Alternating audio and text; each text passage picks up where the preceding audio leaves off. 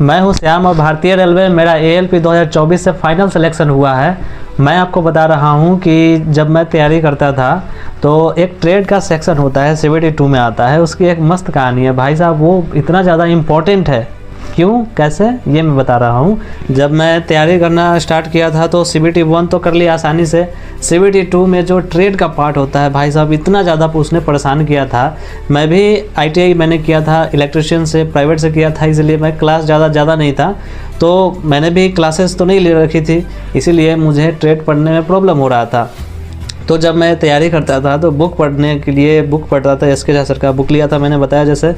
उनका बुक जब मैं पढ़ता, उनका कोर्स पढ़ना, तो पढ़ने के बाद में जब मैंने टेस्ट लगाया तो पता है कितना मार्क्स आया था। पहली बार मार्क्स आए थे मेरे 12, 1 to 12, 12 मार्क्स आए थे मात्र। कितना में से? 75 में से।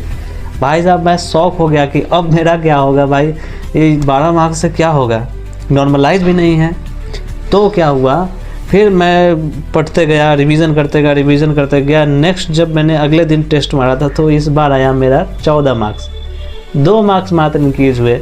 समझ लो कि मेरे ट्रेड का हालत इतना ख़राब था कि अगर मैं नहीं पढ़ता तो ट्रेड में मैं फेल हो जाता।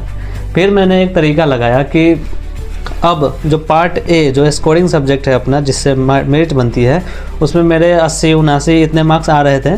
तो मैंने थोड़ा सा पार्ट A को कम पढ़ा और पार्ट B को मैंने पढ़ना शुरू किया। सिर्फ और सिर्फ पार्ट B ही पढ़ता था भाई। दिन भर लाइब्रेरी में बैठ के, छत पे बैठ के, ये जो रूम है अपना, इसी छत में ऊपर बैठ के पार्ट B पढ़ता था। धीरे धीरे कितने मार्क्स आए? 20 मार्क्स आए। 20 मार्क्स से भी कुछ होना है नहीं। पता है आपको कि 26.25 मार्क्स चाहिए होता है पास करने के लिए।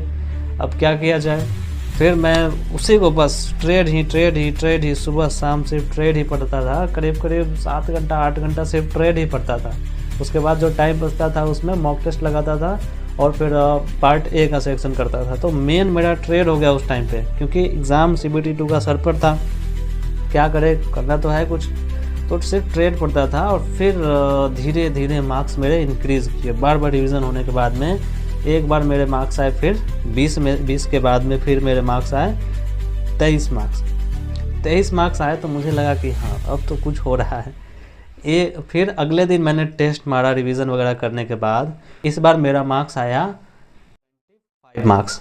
भाई साहब उस दिन जो मेरी खुशी थी कि भाई मैं पास हो गया, इतनी खुशी थी कि मैं वहीं पर खड़ा होकर जंप करने लगा। बहुत ज़्यादा खुशी हुई थी। सबसे पहले मैंने उसका स्क्रीनशॉट लिया था कि मेरे इतने मार्क्स आए, मैं पास हो गया ट्रेड।